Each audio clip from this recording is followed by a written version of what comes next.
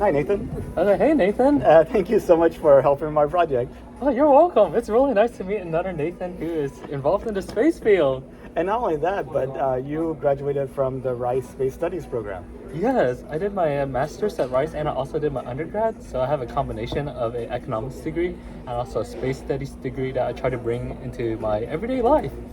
So you did your undergrad at Rice as well? Mm-hmm. Okay. I did my undergrad. I originally started off as someone who was interested in the sciences, but I also found that I liked business courses as well. So that's what led me to take courses in both economics and also more on the STEM side with space studies. Now, I guess one of the challenges with space development and exploration is economics.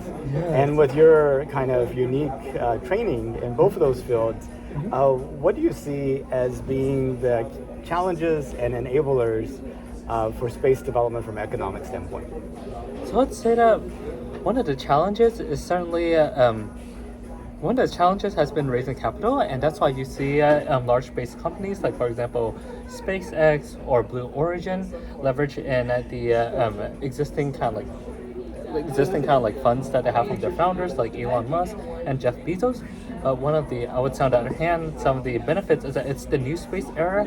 So originally the space race was basically between two governments, the Soviet Union and also between the USA. But in the 1980s, that was when kind of like the first commercial companies that were outside of these governmental contractors started to form up. And the new space era really kind of launched off in the start of the millennium, so during the 2000s. Even as NASA has been kind of like expressing its interest to go back into the moon now, you find like so many other new space companies that are doing things out there, ranging, for example, Rocket Labs over to the companies that are like Planet Labs, which are analyzing satellite imagery here on Earth, over to like other new companies that are still in the stages where they're trying to even just get angel investing or like VC backing and eventually become the next great thing out in the space industry. But I also want to ask you, resource utilization is going to be kind of like a key economic driver in space. The ability to go out, harvest resources and bring them back to Earth or use them in space, perhaps. Now, traditionally, like whenever we did development of that type here on Earth, we used to have the ability for like prospectors to go out and find resources, and then they would be able to have like a claim, and that would give them like some type of legal title to those resources, which then they can sell to somebody else. And so that provided like the economic incentive at the beginning for these people to go and spend their own money to go and try to find the resources, and then they sold it, and then they had like other companies come in and actually harvest the resources and sell them and stuff like that. But with like the Outer Space Treaty, no country can lay claim to anything off of the Earth, and so in some ways that keeps us from following the same economic models that we had previously. And we've been kind of like toying around with changes with that in a sense that there's like that you can't obstruct somebody else's usage. So if somebody's like actively using a site, there needs to be like a protection for them. And then thoughts of maybe it's like the ocean in the sense that no country can own the fish in the ocean, but you can toss a net out there, get the fish, put them on top of the deck of the boat, and once they're on top of the deck of the boat, now they belong to you. And so the thought is that maybe that same philosophy applies to resources on the moon or Mars or on these asteroids. And I'm just kind of wondering, what your perspective was on all that. I always found it really enlightening how like the Outer Space Treaty, it was signed in 1967, and during that time, that was even before like anyone had developed like substantial technologies to get ISRU or other technologies and resources out there. Now that in the future, if astronauts go back to the moon, the advantage of being able to utilize resources like, for example, water or oxygen or extract rare earth minerals and other activities is that instead of having to bring it all the way from Earth, which will require mass, to bring it up to these like planetary bodies or the moon, we would be able to extract this. But I always find it really interesting how there's, for example, asteroids out there that could potentially be worth billions or even trillions of dollars if we're able to find them back, if we're able to bring them back to the Earth Center over here. And also, it was really cool how you brought up like the Outer Space Treaty and some of the other treaties that go out there, like The Antarctica Treaty is also something I feel will be very relevant as people consider prospecting or like extracting resources in the future, because the Antarctica Treaty states that no particular like nation is supposed to lay claim to this continent that we have at the bottom of our planet. But if of course, as if there's climate change that occurs and there's like ice that melts, and then people find out they're interested in extracting some of the natural perhaps like for example fossil fuels or something like that, we'll definitely have to discuss that more and see how things change. That makes sense. So what first got you interested in space? Do you remember like some event or some person or a book or a movie? I mean, like, do you remember that point where you're like, I'm interested in studying more about space? I would say from an early age, I loved going to libraries. Like my family would pretty much visit every single library that was within the area, and that meant I brought like a lot of books that were based on space or some kind of like. Sometimes for classes, we would have to talk about different passions or projects. And one day in third grade, I even talked about the Jupiter belt, and then there was another time I talked about black holes. So growing up nearby, growing up with an interest in space, that's when I decided like it'd be really cool to go into science. But it wasn't until I entered Rice, which is located in Houston and is actually technically owned a property which JSC is on, that I really discovered there is an opportunity for us to go into space.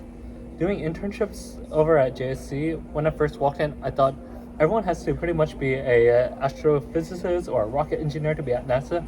But I've learned that throughout my time here that there's a place for everyone of all different majors. Yeah, no, that's definitely true. I mean, we need project planners, we need, administrative assistants, we need managers, we need programmers, we need graphic designers, we need writers, we need, people to maintain the buildings and, people to pay the bills and people to do HR and, it's like everything. You can do if you're interested in space and you have skills in a different area, there's a place for you here. That's so true. Yes. So I normally ask people, did you know that NASA's going back to the moon? I realize it's a wasted question on you. Oh, well, I would agree, yes, but that might just be because I'm a perspectives. But I guess, would it surprise you that most of the people that I ask, like on the street and at Starbucks and, fishing in the pier waiting for the bus, people that sit next to me on the airplane, that most of them, whenever I ask them, did you know that we're going back to the moon? Most of them say no. That they have no idea. So this is shocking to you. I feel like it's kind of a surprise to me sometimes. Like working here at JC, you'll see everyone here is very enthusiastic about helping us put the next woman and the next person of color back on the surface of the moon. But sometimes I feel like the thing about space is that it has an impact on everyone's lives. And if we're able to express how space can impact us through technology spin-offs or through just applications as important yet crucial as GPS or as in like software engineering, we're able to help spark the excitement and share it with people, they'll be more convinced that we are going to go back to the moon. Yeah, no, absolutely. I definitely think you're right that people are like, hey, if you're connected to my life, I'm interested. If you can't, well, I got so many other things that I need to deal with. I won't pay attention. When you think about what we're doing and where it might lead in 200 years, do you see us having like universities on like the moon and Mars and people just living their lives and things like that in 200 years? Or do you think we're going to be pretty much forever confined to the Earth? And that, or maybe you're thinking it's going to take a lot longer than 200 years, and we'll be just doing these little short trips to places. What's your thought? I think if by 200 years, we'll probably have a university system and school set up on Mars. I would envision that some of the younger colonists or some of the younger generation of space travelers would probably want to like have schooling locations right there on the planet or the moon that they're living on. At the same time, I also envision that there'll be a lot of like collaborative learning between people here on Earth and through people here on Mars or the moon through the power of remote learning. As we learned from COVID, by being able to work remotely with other people and by being able to learn together, we're able to reach out and meet different people and get to synergize together. And even now with like the advances in large language models and chatbots and AI and kind of that thing, I mean, you may have like a tutor or mentor that's an AI from the moment that you're born all the way through your life and career, who actually knows everything you've been exposed to, everything you should know, and is constantly like pushing you to be a better version of yourself. So well, maybe that's a possibility too. But if you could, would you take a trip to space? I would say it depends. I know there are some people out there who are extremely interested in going to space. I would say that if I had the opportunity to go into space for maybe a short suborbital flight, I would probably think about it. But if you asked me to go on a 6 month trip to Mars, I may have to pass for now. How about like an Inspiration 4 style trip where it's like 3 days in orbit, or one of these trips to the International Space Station that private astronauts have been doing like 10 days long? Is that something that would interest you? I think I would certainly like to. I think I would certainly like to experience it from like VR, or having the opportunity to watch it on board a camera and then decide from there too. There's so many, like, the thing about space is that space is not a forgiving environment for humans, but the humans who are brave enough to go up there, we all owe them a great debt of gratitude for them to be willing to advance science forward. Do you think you'll get a chance to travel in space in your lifetime? I would say yes. Oh, fantastic. And what's the source of that thought? Why do you think it would be in your lifetime? I would say currently space tourism.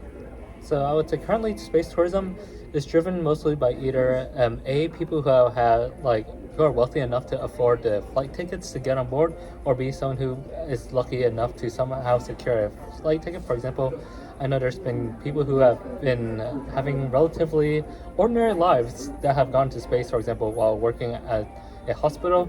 So I feel like this is showing us that ordinary people, and not just trained astronauts, have the capability to go into space. And my belief is that one day, as we have more and more space tourism going on, eventually, speaking from more of an economics point of view, like the demand for space economics will probably go up, and I wouldn't be surprised to see if the supply of space tourism families decide to also shift to the right, so that we reach this equilibrium point, which is higher up, with more people ultimately in space who are there to experience what the joys of the low Earth orbit could bring to us too. I noticed you just put your economics training into thing with your supply demand curve. You're like, higher prices drive more investments, which drive more supply, which drives lower prices and higher quantities. Okay, so imagine this. There is a student 200 years from now at this university on Mars doing a history project on the 2020s, the time whenever space travel, we replaced the mission patch with the boarding pass, at that time. And they're watching this video and they're looking for some key insights that get them an A on their research paper. Okay, what could you give them? Okay, my first thing to say is, everyone stands on the footsteps of giants, so also be sure to look back and see how the space mission started. Like, originally, even in ancient civilizations, you can see people were already interested in space. There's a famous tale from China about a inventor who tried to build his own rocket and shot off. So that is just showing how like space travel has always fascinated us. And another thing I would say to emphasize, if you would like to get an A on your research project, which I certainly want you to, is to also note that space is an international sort of thing. We have space agencies and NASA, which is like worldwide famous, but you also have other countries that are involved in the space field. For example, South Korea has recently created its own version of NASA in order to help build and drive forward the space industry in Korea. And you also have to recognize that ESA, JAXA, Russia, and many other countries have contributed to this International Space Station. So if you're able to emphasize that space is ultimately somewhere that no one country has a place to lay claim to, like the Outer Space Treaty said, you would do well. And third, I would say, be curious. Thank you, Nathan. It's been such a pleasure to talk to you. Yes, thank you, Definitely a Nathan. lot of insightful things. Yes. And well, I'll go and wrap it up there. Yes, thank you.